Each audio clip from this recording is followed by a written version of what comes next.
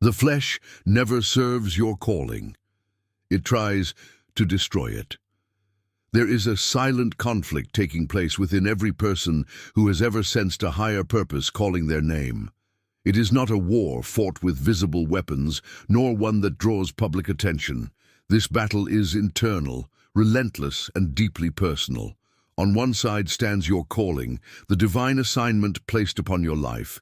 The reason your spirit feels restless when you settle for less, the quiet pull toward meaning, discipline, and truth. On the other side stands the flesh, not merely the body, but the untrained, comfort-seeking, ego-driven nature that resists sacrifice, accountability, and obedience. Many misunderstand the flesh. They assume it is neutral, something that can be negotiated with or occasionally indulged without consequence. But the flesh is not passive. It does not cooperate with destiny. It does not respect spiritual authority. It does not assist the fulfillment of purpose. The flesh is hostile to calling because calling demands death to the very things the flesh lives for: control, pleasure without restraint, recognition without submission, and comfort without growth. Every great transformation in history, every spiritual awakening, every life that truly impacted the world was forged in this internal war.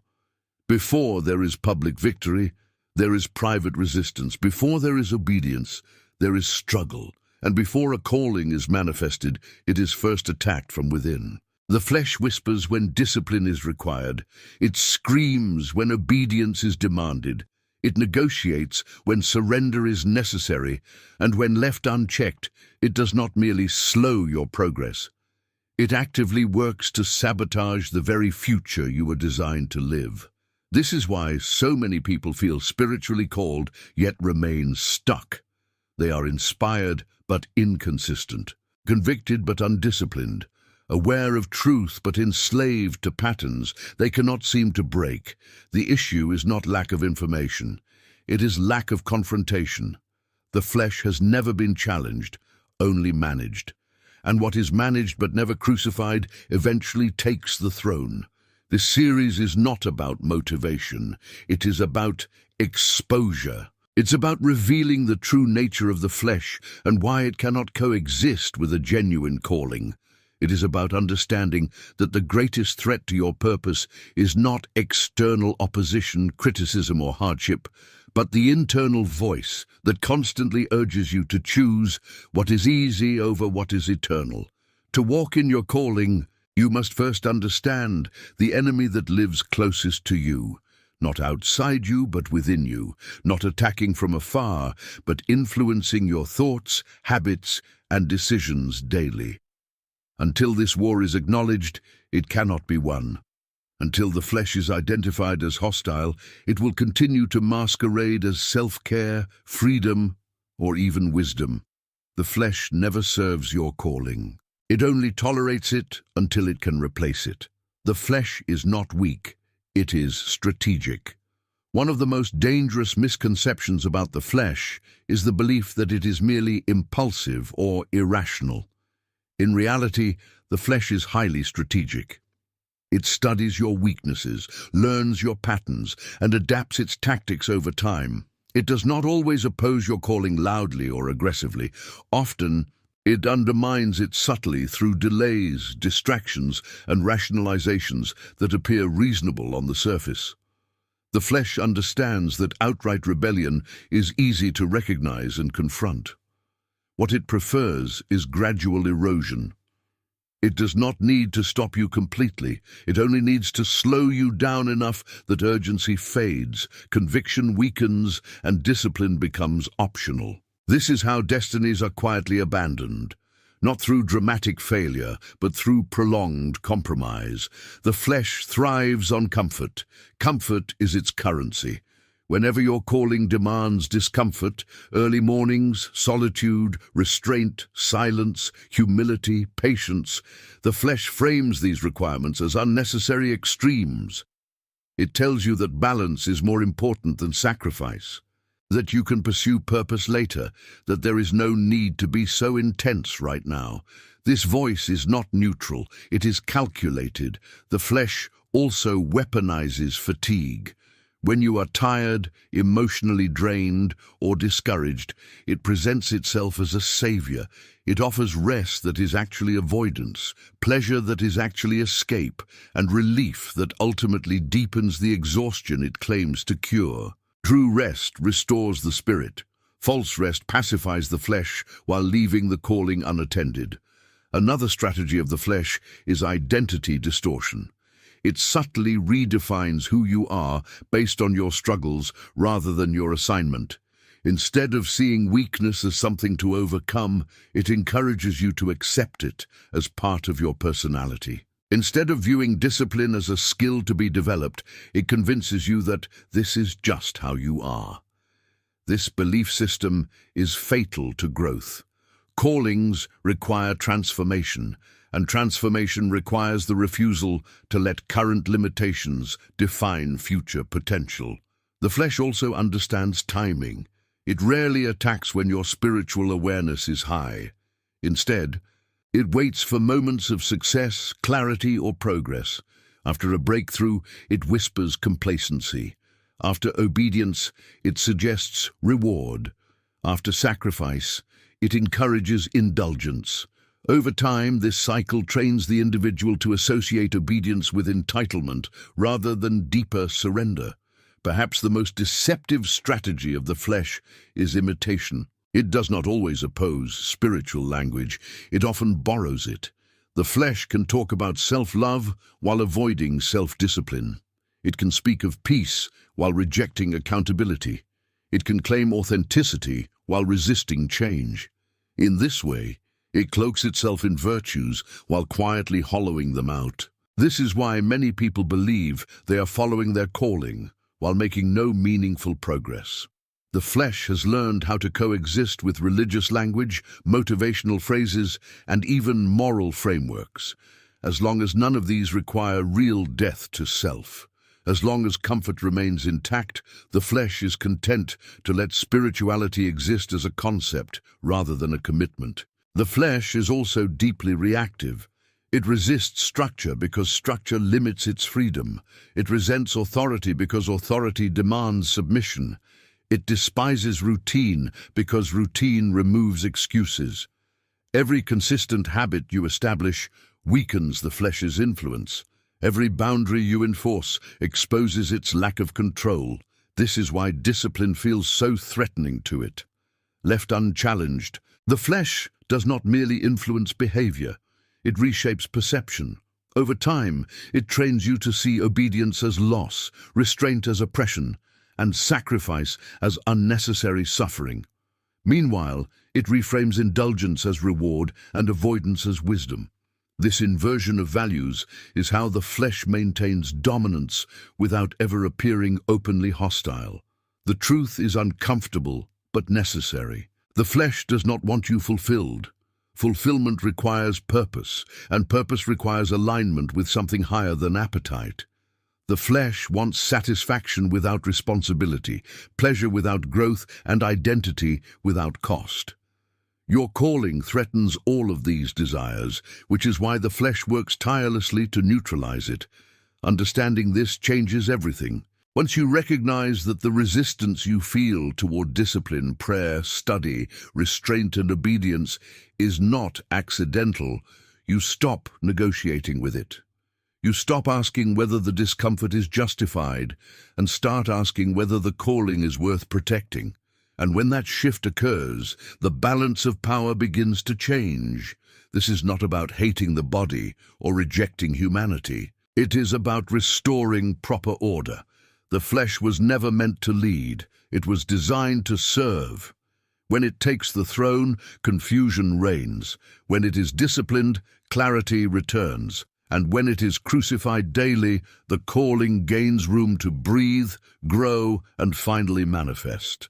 If this message is resonating with you, and you want to continue learning how to overcome the inner war that threatens your calling, make sure to subscribe to the channel so you don't miss the next part of this series. The flesh does not destroy a calling in one decisive moment. It erodes it over time through repetition, justification, and habit. This is why so many people look back on their lives with confusion, unable to pinpoint the exact moment when clarity faded, discipline weakened, and purpose became distant. The collapse rarely begins with rebellion.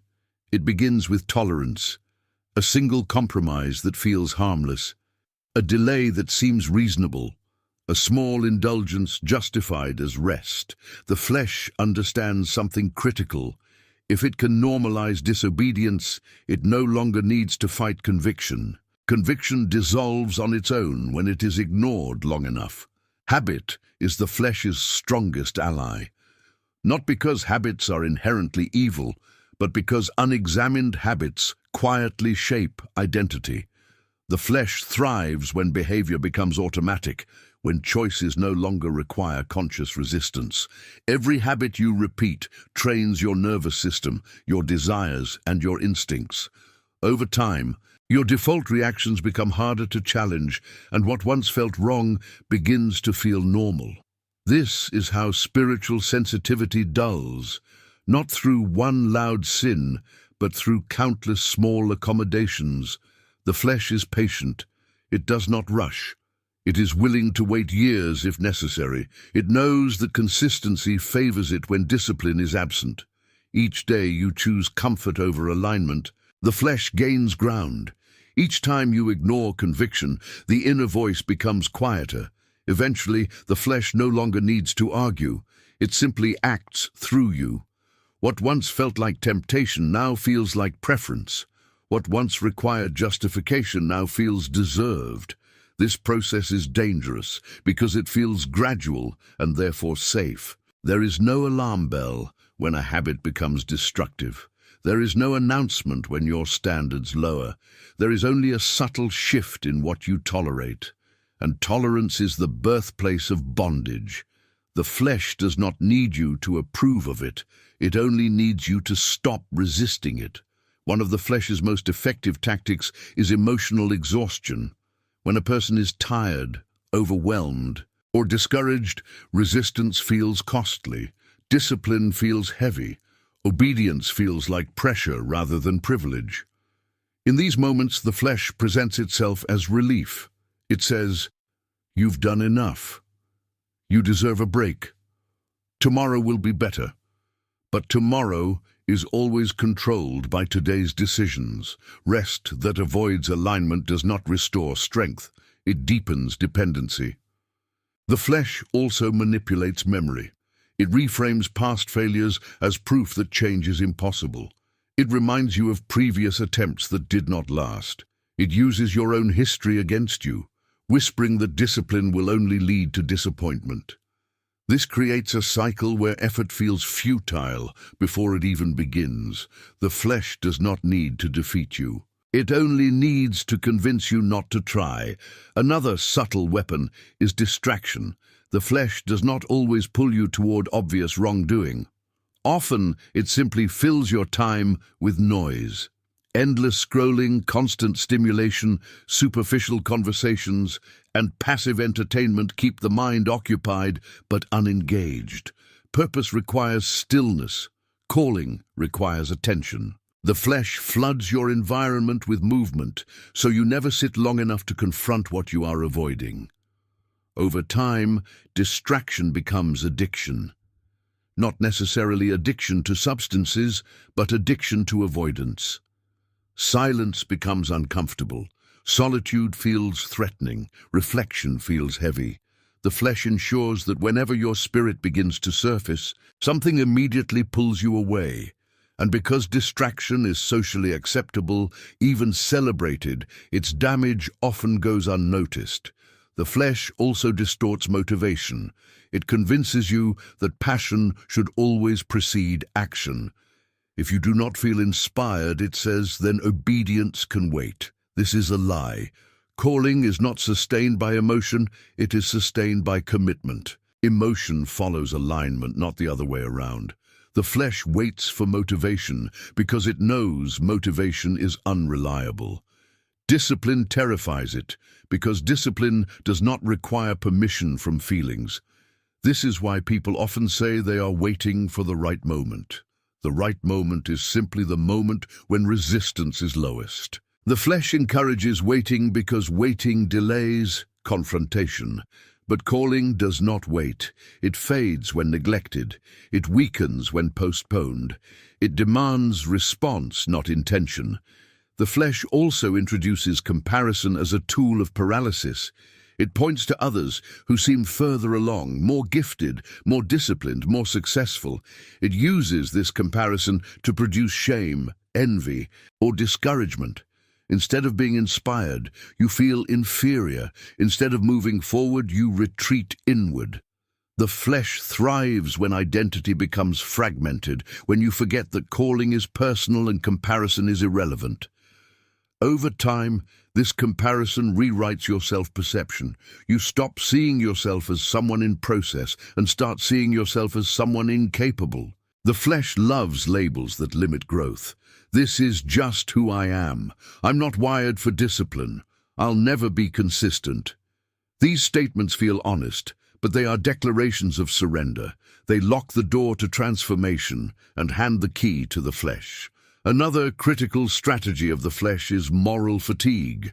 Constant exposure to compromise, hypocrisy, and disappointment can wear down conviction. The flesh uses this weariness to justify disengagement. What's the point? It asks. Everyone fails anyway. This reasoning sounds realistic, but it is corrosive. Calling is not measured by the failure of others. It is measured by your faithfulness in private. When moral fatigue sets in, the flesh encourages neutrality. It promotes the idea that extremes are dangerous, that intensity is unhealthy, that commitment is rigid. In reality, neutrality is the flesh's safe zone. It is where nothing changes and nothing is demanded. Calling, by contrast, requires decision. It demands clarity. It insists on choosing a direction and walking it, even when it is lonely. The flesh also resists accountability. Accountability threatens secrecy, and secrecy protects habit. When no one sees your patterns, they become easier to justify. The flesh encourages isolation disguised as independence. It tells you that you do not need guidance, correction, or structure. But isolation weakens resistance. It removes mirrors. It allows blind spots to grow unchecked.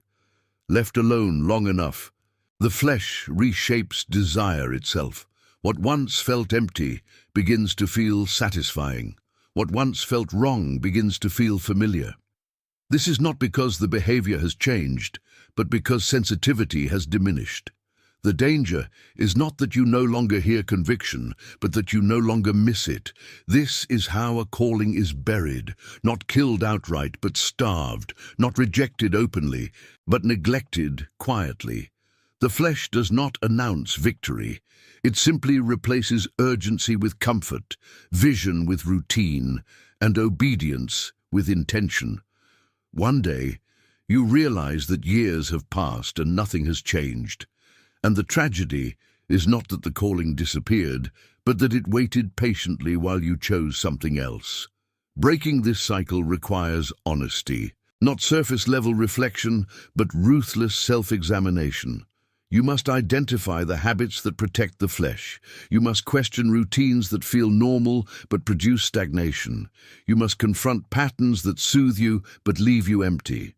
This confrontation will feel uncomfortable because the flesh resists exposure, but exposure is the beginning of freedom.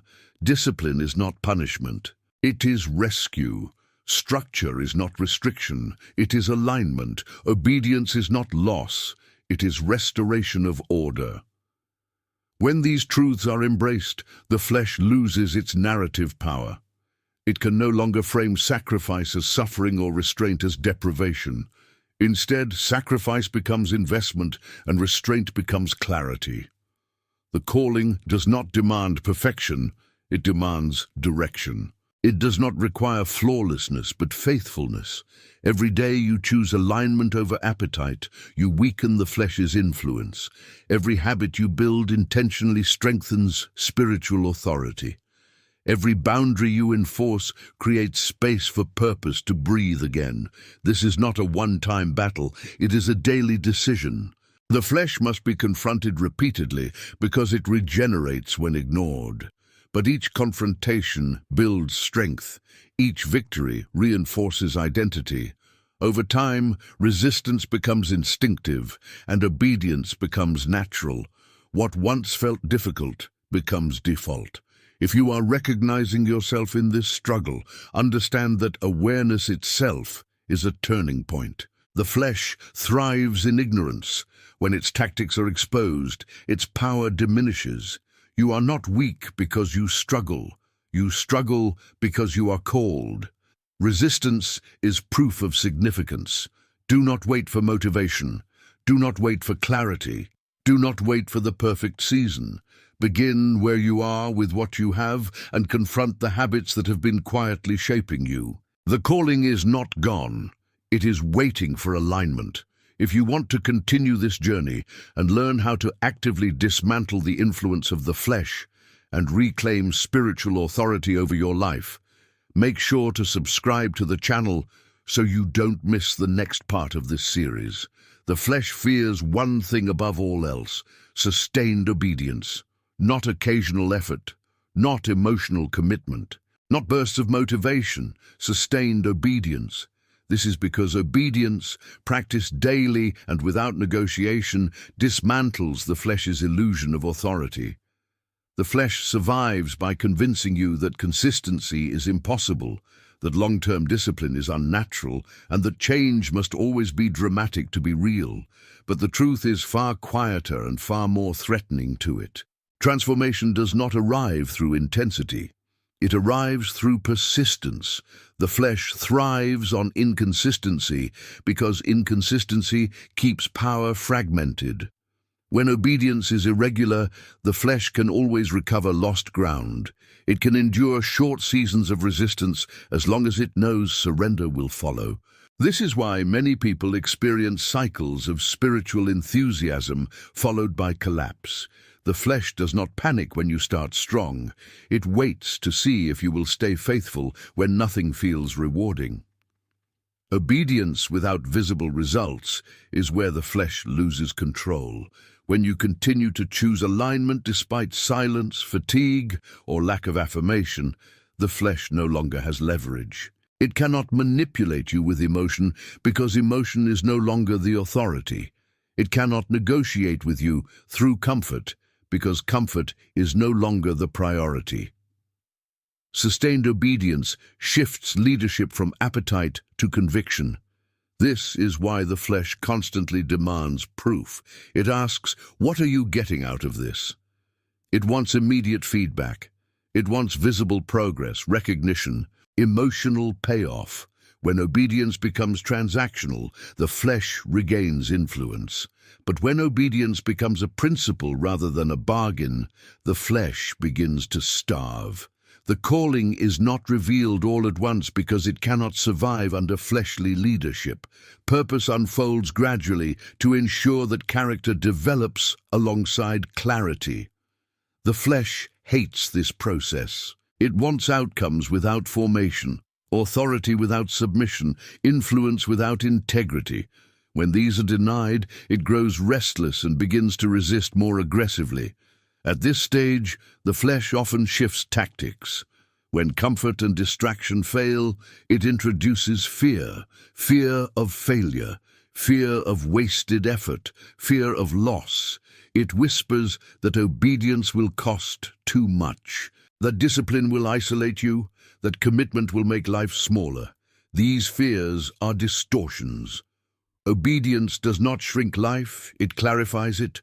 Discipline does not imprison, it liberates. Commitment does not isolate, it filters. The flesh resists clarity because clarity removes options. As long as everything is vague, nothing must be chosen. But once obedience becomes consistent, ambiguity dissolves, decisions become simpler, values sharpen, direction stabilizes, and this is terrifying to the flesh because it can no longer hide behind confusion. Another tactic the flesh uses is spiritual burnout. It pushes you to overextend without grounding, to serve without replenishment, to give without boundaries. When exhaustion sets in, it then blames obedience itself. It says, "This is what commitment does to you." But this is deception. Burnout is not caused by obedience. It is caused by imbalance and misalignment. True obedience includes rest, order, and rhythm. The flesh either promotes indulgence disguised as rest or exhaustion disguised as devotion, both of which weaken resistance. Sustained obedience requires humility. Humility is not thinking less of yourself. It is thinking less about yourself. The flesh is obsessed with self-reference, how you feel, how you look, how you are perceived. Humility redirects focus toward responsibility rather than image. When obedience is humble, it is quiet, unseen, and unconcerned with validation. This invisibility frustrates the flesh because it cannot feed on attention it does not receive. Over time, sustained obedience reconditions desire. What once felt forced begins to feel natural. What once felt restrictive begins to feel protective. The nervous system adapts. The mind becomes less reactive. The spirit gains strength. This is not instant, and that is precisely why it works. The flesh cannot dominate what is practiced patiently. One of the clearest signs that obedience is weakening the flesh is resistance to returning to old patterns. What once felt comforting begins to feel heavy. What once felt exciting begins to feel empty. This is not boredom, it is recalibration. The flesh calls it loss because it cannot comprehend gain that is not sensory, but the spirit recognizes it as freedom. The flesh will attempt to reassert itself during moments of transition. When obedience begins to produce change, even subtle change, the flesh panics. It introduces nostalgia. It romanticizes the past. It reminds you of moments that felt easier, lighter, less demanding. It edits memory, removing consequences and highlighting pleasure. This selective recall is designed to pull you backward emotionally, even if you have moved forward practically. This is where many people falter. They mistake nostalgia for truth. But nostalgia is not wisdom, it is attachment. The flesh uses it to regain emotional territory. Sustained obedience requires discernment, the ability to see the past clearly without distortion, and the future with trust, even when it is undefined. As obedience continues, authority shifts internally. Decisions no longer require prolonged debate. Boundaries become automatic. Temptation does not disappear, but it loses its persuasive power. The flesh still speaks, but its voice is weaker, less convincing, easier to dismiss. This is not because you are stronger by nature, but because you are aligned by practice. Alignment produces peace that is not dependent on circumstance. This peace threatens the flesh because it removes urgency from desire. When you are no longer restless, impulse loses appeal. When you are no longer anxious, distraction loses necessity. The flesh depends on unrest. Obedience cultivates stillness. Stillness is dangerous to the flesh because it exposes truth. In stillness, motives surface, patterns reveal themselves, convictions deepen. This is why the flesh avoids silence and fills space with noise. But sustained obedience inevitably leads to stillness because discipline simplifies life. It removes excess, it clarifies priorities, and in that clarity, the calling grows louder. The calling does not shout, it does not compete, it waits, it strengthens when protected by obedience, it weakens when drowned by appetite. Sustained obedience creates an environment where calling can mature without interference. It does not rush outcomes. It prepares capacity. Capacity is what the flesh fears most. Capacity means endurance. It means responsibility. It means carrying weight without collapse. The flesh wants relief, not responsibility, but calling demands weight-bearing strength. Obedience builds that strength slowly, invisibly, relentlessly. Eventually, a threshold is crossed. The flesh no longer dominates daily decisions. It is still present, but it is no longer sovereign. The spirit leads, conviction governs, alignment stabilizes. This does not mean struggle ends. It means struggle changes. It becomes less about resistance and more about refinement. At this point, many realize that the flesh was never as powerful as it seemed. It was simply indulged. When challenged consistently, it shrinks. When denied authority, it adapts or retreats. Its strength was borrowed from neglect. The calling does not require you to defeat the flesh once. It requires you to deny it daily, not dramatically, quietly, faithfully, persistently. This daily denial is not loss, it is alignment, and alignment produces authority. If you want to continue learning how sustained obedience dismantles the flesh and establishes spiritual authority in your life, make sure to subscribe to the channel so you don't miss the next part of this series. When the flesh begins to lose control through sustained obedience, it does not surrender quietly. It adapts. It becomes more subtle, more deceptive, and far more psychological. At this stage, the flesh no longer relies primarily on impulse or desire. It shifts toward identity manipulation. If it cannot control what you do, it will attempt to redefine who you believe you are. This is one of its most effective and least discussed strategies, because identity governs behavior long before discipline is required. The flesh understands that actions can be corrected, habits can be changed, and routines can be rebuilt. Identity, however, when left unchallenged, becomes destiny. If the flesh can convince you that certain weaknesses are permanent, certain limitations are intrinsic, and certain struggles are part of your nature rather than part of your condition, it no longer needs to fight obedience directly. You will disqualify yourself before obedience is even tested. This is why the flesh spends so much effort narrating your story. It reminds you of your past mistakes not to teach you, but to define you. It reframes former failures as proof of incapacity rather than evidence of growth in progress.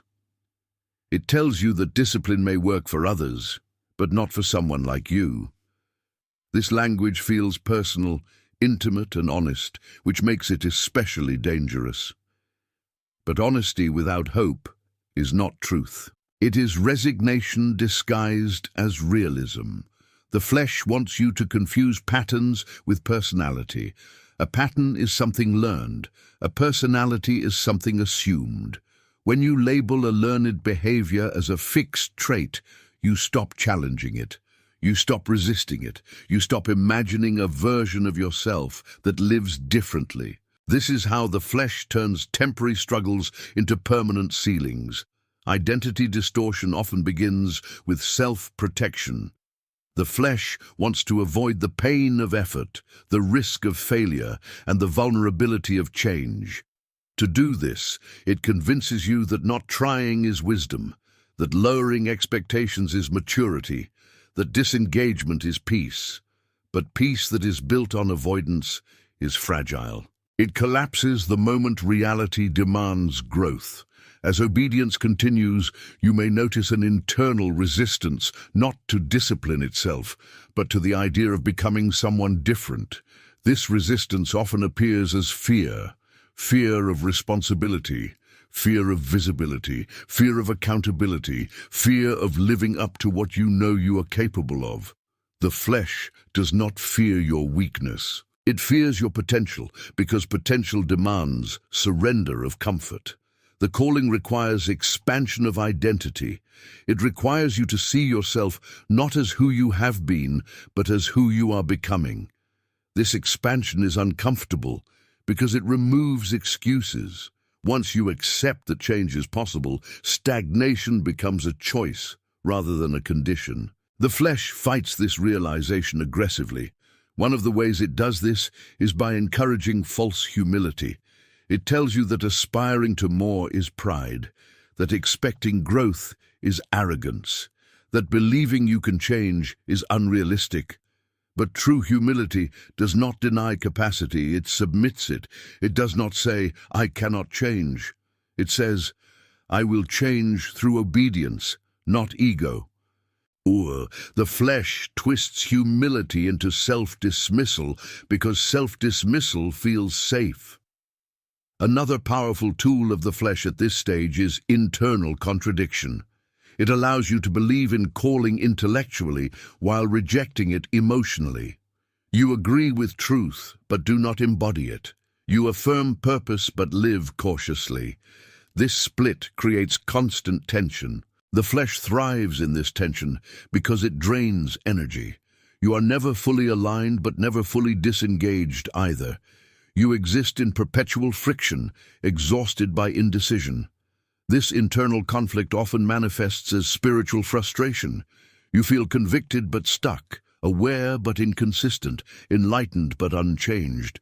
The flesh uses this frustration to argue that obedience does not work, when in reality obedience has not been allowed to complete its work. Partial surrender produces partial peace. Incomplete obedience produces chronic unrest. The flesh also attacks identity through comparison, but at this stage it becomes more refined. Instead of making you feel inferior, it makes you feel unnecessary. It tells you that others are already doing what you feel called to do, that your contribution would be redundant, that your voice is insignificant. This narrative feels humble, but is actually rooted in avoidance. Calling is not about uniqueness, it is about faithfulness. No one else can obey in your place. As identity weakens, obedience becomes heavier, not because obedience has changed, but because you no longer see yourself as someone capable of carrying it. This is why reclaiming identity is essential to defeating the flesh at deeper levels. You must begin to see discipline not as an external demand, but as an expression of who you are becoming. Identity aligned with calling produces internal coherence. Thoughts, values, and actions begin to agree with one another. The flesh resists this coherence because it eliminates internal loopholes. When identity is clear, excuses sound hollow, rationalizations lose credibility, delay becomes uncomfortable. Another advanced tactic of the flesh is role confusion. It convinces you to define yourself primarily by what you do for others, rather than who you are before alignment. Service without identity leads to depletion. Giving without grounding leads to resentment. The flesh encourages this because exhaustion makes resistance difficult. When you are empty, discipline feels impossible. True alignment restores order. Identity precedes activity. Being precedes doing. Obedience flows from clarity, not obligation. When this order is restored, service becomes sustainable and calling becomes lighter, even as responsibility increases. The flesh also attempts to sabotage identity through guilt, not conviction, but guilt. Conviction points forward. Guilt traps you in the past. Conviction invites change. Guilt enforces shame. The flesh prefers guilt because shame weakens authority. When you see yourself as perpetually flawed, you approach obedience defensively rather than confidently. Identity rooted in calling acknowledges weakness without being ruled by it. It understands that growth includes struggle, and that struggle does not negate worth. The flesh wants you to equate struggle with failure because failure feels final. Growth feels ongoing. As obedience continues, there will be moments when the old identity resurfaces aggressively. Old thoughts, old self-talk, old fears. This is not regression. It is resistance. The flesh resurfaces when it senses displacement. It makes noise when it is losing territory. Recognizing this prevents discouragement. Resistance is not proof of weakness. It is evidence of progress. At this stage, many people are tempted to retreat, not because obedience is too hard, but because identity is shifting. Familiarity is dissolving. The old self no longer fits, but the new self feels unfamiliar. This in-between space is uncomfortable. The flesh uses this discomfort to argue for retreat. But retreat restores familiarity, not freedom. Remaining faithful in this transitional identity phase requires trust. Trust that alignment is reshaping you, even when you do not fully recognize yourself yet. Trust that obedience is not erasing you, but refining you. The flesh frames change as loss because it cannot see continuity beyond comfort. Over time, identity stabilizes. You begin to recognize yourself again, but differently, stronger, quieter, less reactive, more grounded. Obedience no longer feels forced, it feels natural. Discipline no longer feels restrictive, it feels protective. This is not because desire has disappeared, but because desire has been reordered. Reordered desire is the flesh's greatest defeat.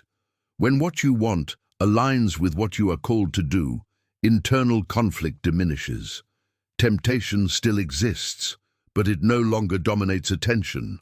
The flesh loses influence not through suppression, but through irrelevance. This does not mean vigilance ends. Identity must be maintained intentionally. Just as habits require upkeep, so does self-understanding. The flesh will always attempt to renegotiate authority, especially during seasons of stress, success, or transition. But once identity is rooted in calling rather than comfort, these attempts are easier to recognize and reject. The ultimate goal is not to eliminate the flesh, but to dethrone it. To restore proper order where the spirit leads, the mind aligns, and the body serves. In this order, life becomes simpler, not easier, but clearer. Decisions are less chaotic, direction is more stable, peace is deeper. If you are in this stage, where obedience has begun to challenge not just your habits, but your self-perception, understand that this is a critical turning point. Do not retreat into old labels. Do not negotiate with familiar limitations. Allow identity to evolve. Let obedience redefine who you are. If you want to continue learning how to protect your identity, dismantle the flesh's deeper strategies, and fully step into the authority of your calling, make sure to subscribe to the channel so you don't miss the next part of this series. At the final stage of this inner war, the flesh no longer tries to dominate openly. Its last and most dangerous strategy is negotiation.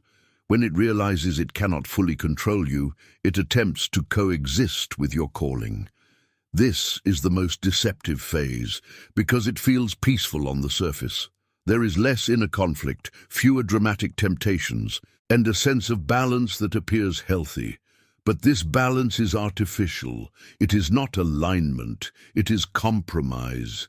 And compromise, when left unchallenged, eventually becomes betrayal of purpose. The flesh understands that outright rebellion will now fail. You have seen through distraction, confronted habit, reclaimed identity, and practiced sustained obedience. So it shifts from opposition to suggestion. It no longer says, don't obey. It says, obey, but not fully.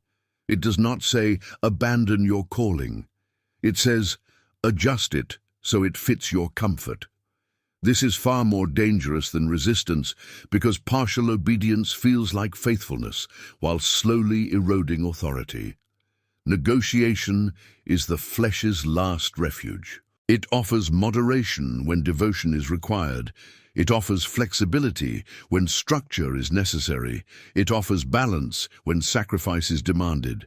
These words are not inherently wrong, but when used to dilute conviction, they become tools of sabotage. The flesh reframes surrender as extremism and restraint as imbalance. In doing so, it attempts to reclaim leadership without appearing hostile.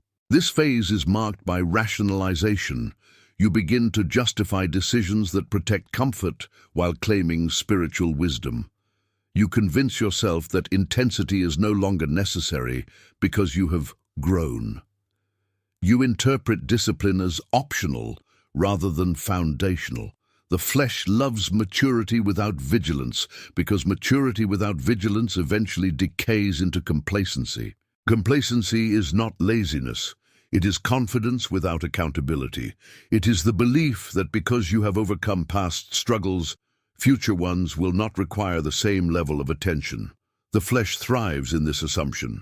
It waits for vigilance to relax, for routines to loosen, for boundaries to soften. It does not rush, it only needs access.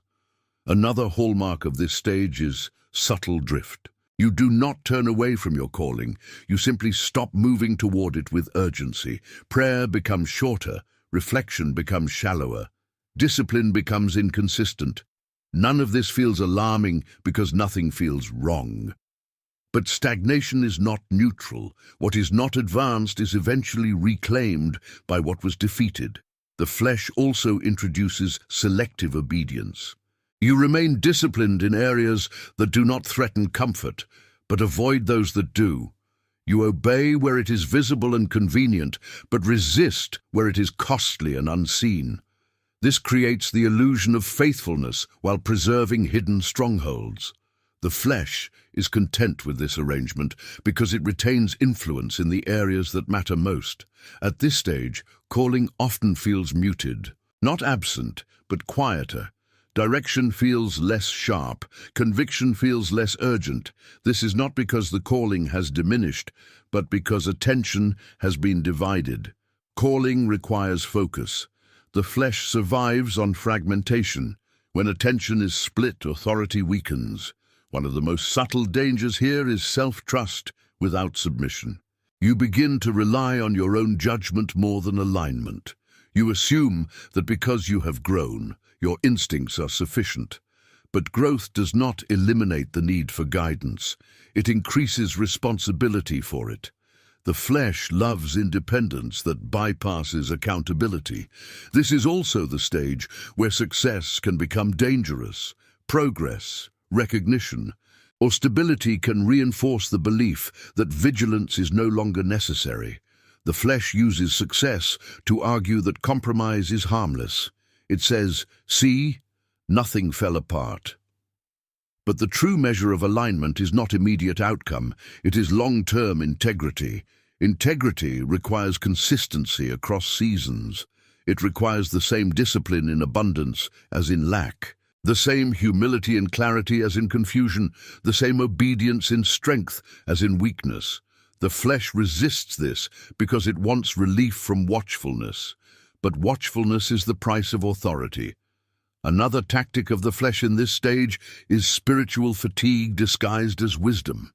It tells you that you have already learned what you need to know, that revisiting fundamentals is unnecessary, that repetition is stagnation.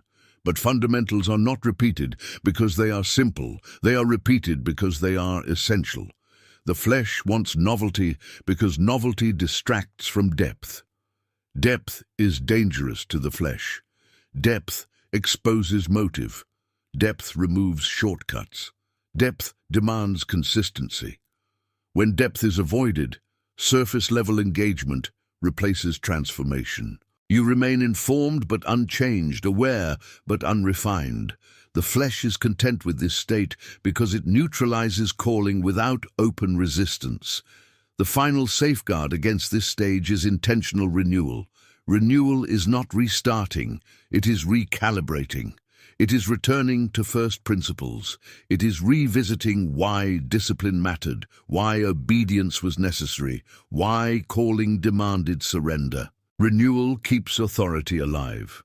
Without renewal, even the strongest alignment weakens over time. Renewal requires humility.